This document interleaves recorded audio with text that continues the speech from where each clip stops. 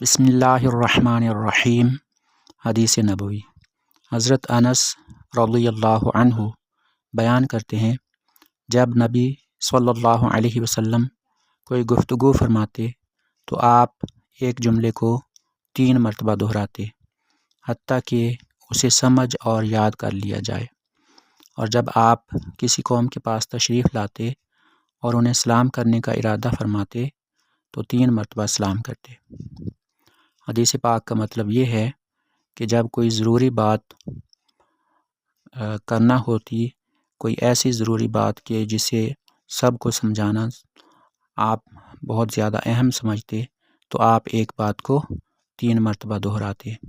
ہر بات کو آپ 3 مرتبہ نہیں دہراتے تھے، کسی خاص موقع پر آپ ایسا فرماتے تھے۔